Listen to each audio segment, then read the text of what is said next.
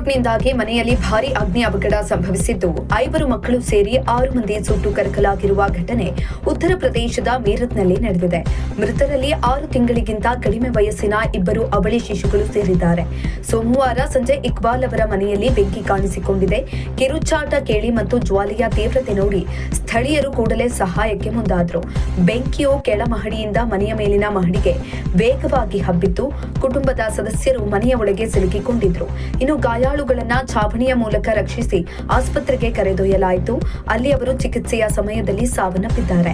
Short ಸರ್ಕ್ಯೂಟ್ನಿಂದ ಬೆಂಕಿ ಸಂಭವಿಸಿದೆ ಎಂದು ಹೇಳಲಾಗುತ್ತಿದೆ. ಇದು ಆ ಪ್ರದೇಶದಲ್ಲಿ ಅವ್ಯವಸ್ಥೆಗೆ ಕಾರಣವಾಗಿದೆ.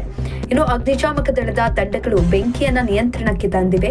ಎಸ್ಪಿಸಿಟಿ ಆಯುಷ್ ವಿಕ್ರಮ್ ಸಿಂಗ್ ಮತ್ತು ಅಗ್ನಿಶಾಮಕ ದಳದ ಅಧಿಕಾರಿಗಳು ಗಾಯಾಳುಗಳನ್ನ ಆಸ್ಪತ್ರೆಗೆ ದಾಖಲಿಸಿದ್ರು.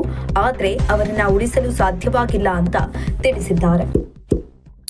ಇಂತಹ ಇನ್ನಷ್ಟು ವಿಡಿಯೋಗಳಿಗಾಗಿ ಲೈಕ್ ಮಾಡಿ, ಫಾಲೋ ಮಾಡಿ, ಶೇರ್ ಮಾಡಿ.